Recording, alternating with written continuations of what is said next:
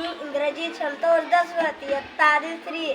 माझे शाळेचे नाव जिल्हा परिषद शाळा जितगाव आहे.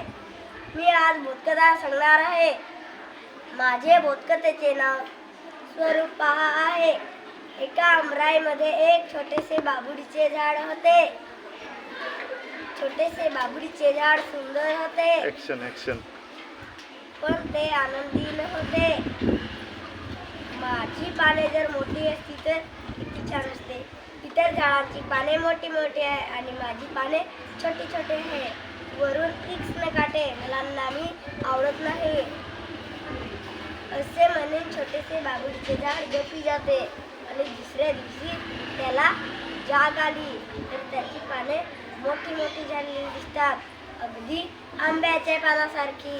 त्याला फार आनंद होतो आणि तिथे एक बकरी मे मे करते ते आणि ते सर्व पाने खाऊन टाकते आणि मग छोटेसे बाभुळीचे झाड दुःखी होऊन जाते आणि स्वतःलाच म्हणते, माझी पाने जर सोन्याची असती तर किती छान असते.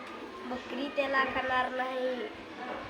असे म्हणून छोटेसे बाभुळीचे झाड झोपी जाते आणि दुसऱ्या दिवशी त्याला जाग आली तर त्याची पाने सोन्याची झालेली दिसतात. त्याला फार आनंद होतो आणि मात्र तेवढ्यात इथूनच चोर जात असतात आणि ते सर्व पाने चोरांना घेऊन जातात. मग छोटेसे बाभुळीचे झाड दुःखी होऊन जाते आणि स्वतःलाच म्हणते, माझी पाने जर काचेची असती तर किती छान असते. बकरी त्याला खाणार नाही, चोर त्याला चोरून नेणार नाही.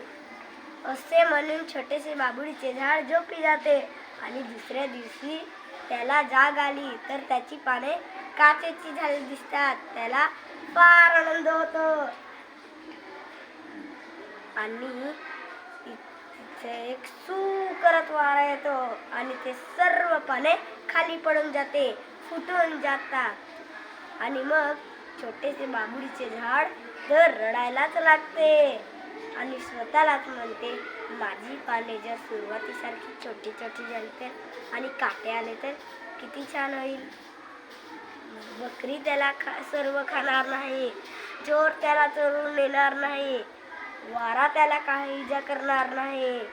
असे म्हणून छोटेसे बाभुळीचे झाड झोपी जाते आणि दुसऱ्या दिवशी त्याला जाग आली तर त्याची पाने छोटी छोटी झालेली दिसतात आणि काटे आलेले दिसतात आणि मग छोटेसे